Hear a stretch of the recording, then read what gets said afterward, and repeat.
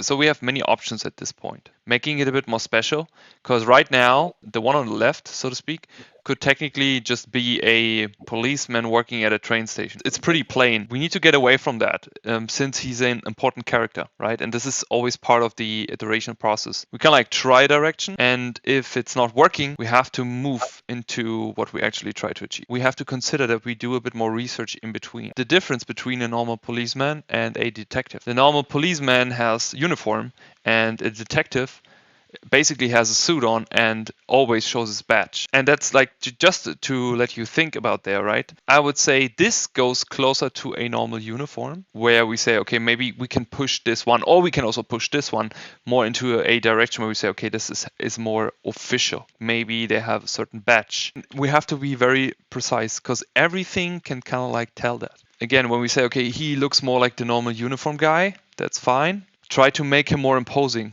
What could make him more imposing? Maybe we push the collar a bit more impressive entry if he kind of like enters the scene. We talked about values, right? So I can see that you kind of like understood what we spoke about. There are also options often used in productions like games that the readability has to be immediately there. So for this, we work not only with contrast in grayscale, but also contrast in colors and tones. Especially when we have a lot of cool elements, we always kind of like want to contrast this with warm stuff. Warm on cool or cool on warm. Can be also stuff like this, certain badge here.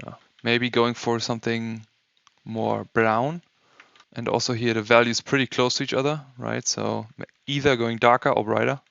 Here you made it somehow. Here took a warm tone, put it on something cool. So that's good. But value separation here could be a bit stronger.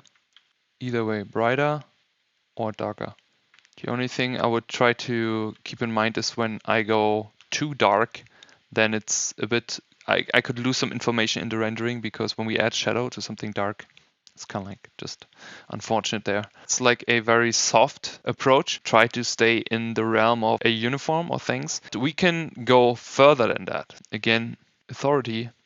What cool thing could we put here? It's kind of like a fantasy theme. Anything that kind of like makes them different from the other normal soldiers. You see what it does to his appearance automatically. What if I start working with things that I already kind of implemented, but just make them more interesting? What if his gun was really large? Sky is the limit when it comes to that. I kind of like always do that at the end as my last options. I find that's sometimes a little bit like a too simple trick. The big gun just makes shit cool. If I add spikes everywhere, it just makes things cool. As a designer, I try to do that as my last option. But obviously, yes, of course, I 100% agree. Still an option. You could even put a gun here, right? That a gun is kind of like placed to just draw attention. So on one side, you try to stay pretty realistic with the heritage of your setting and your idea. You want people to see what is the origin of the idea. But now we have to, and that's really what we're hired for technically, to make this entertaining and make this look cool. If we get hired to just do officers in First World War, now that we have the opportunity to design the coolest shit ever, basically the thing that we really love and the thing that we really want to do, we kind of like want to show people that we have creative ideas. We're not a copy machine, that we have ideas, and that makes also us as an artist. And that kind of like shows also the style. And this is basically like salt and sweet, like your ingredients when you cook. Where's my sweet? Where's my salt? Where's my contrast? Entertainment note that makes this interesting rather than just a well-crafted uniform and well executed drawing versus a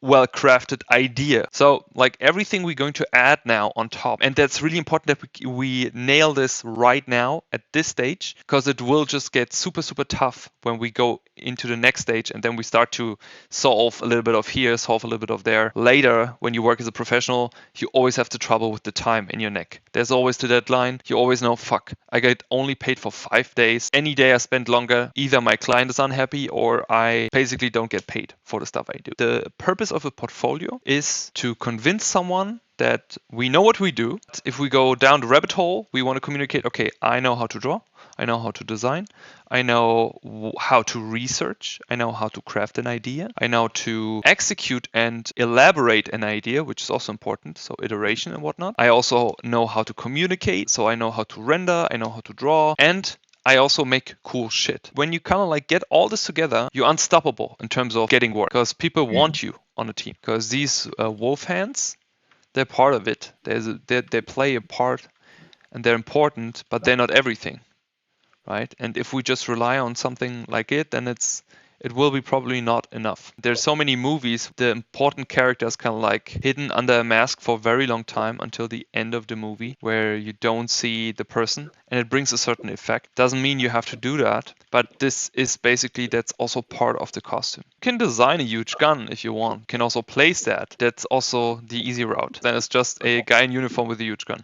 So think about Indiana Jones. Here again, great example. Indiana Jones, Lara Croft, and everything that's kind of like supporting the archetype, because I think that's really what's missing. Since you go for characters in uniform and they're soldiers, we still have to separate them, right? And we have to make them more specific. Think about the silhouette of these. If we just see the silhouette, we know, okay, that could be the Vanguard. Typical paladin, he has a hammer, shield, or sword and shield. It's nothing else than you playing a game where you create your character in the beginning. Sometimes when we have certain story characters who have a progression over time, so the farmer boy, which becomes the hero character, which eventually becomes the knight. Already when I just say that, I can envision how he looks, right? I don't say you need character progression, but we need to have the right package for the character. That someone sees this character and sees, okay, this is not just someone standing at a train station. You know, it could be just, this guy could be train station guy. Could ask for the tickets. What makes him him in that situation? Because the uniform is just a small part of it. I'm always a fan of playing with the scale. Everything that kind of like pushes the scale and makes it a bit more crazier. I'm a huge fan of that. It adds something more special about him, right? He's not a typical human anymore. He has this big arm. But I also want to add something because of the thoughts you have behind, for example, with the arm. Thoughts about his story and what happened to him and whatnot. These thoughts are in your head. You try to convey these thoughts through the design. But it is very dangerous at some point to make something more plain again, not entertaining visually enough. So all these kind of like deep thoughts about the backstory. Like, people don't know that. I don't say he needs to carry dead bodies on his back or have skulls on his shoulder or to spit fire or whatnot. I mean, Hellboy is a great example at some point. Hellboy is basically a boy which looked like the devil, has a huge big stone fist, and he shoots guns. You can use this formula even for you. You could say, okay, maybe his hand is normal, but then the other hand is then more extreme. He gets a coat, he has a weapon holster, maybe the weapon is a bit bigger. So Hellboy is doing basically two things, or three things actually.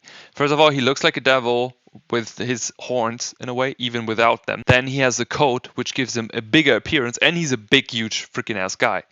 Your character is not the big, huge ass guy, right?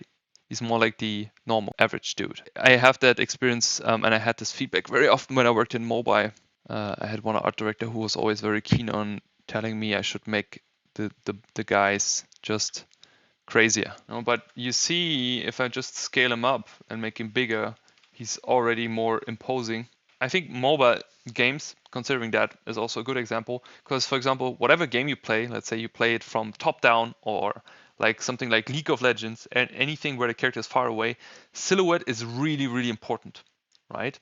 And when you go for a character which has the normal average dude figure, then we have to give him something that makes him stand out more than the average person. Everything gives you opportunity to do that, but of course at the end you have to kind of like see if it works with the story. But he, for example, he's an explorer, right? So he's the Indiana Jones archetype, basically. See what he has on: leather jacket, he has bags, because he's kind of like the explorer guy, and he has obviously a fantasy element which gives him unique abilities. And he's the average dude. He has a freaking golden glove. So what you need to find is the golden glove for your character, so to speak.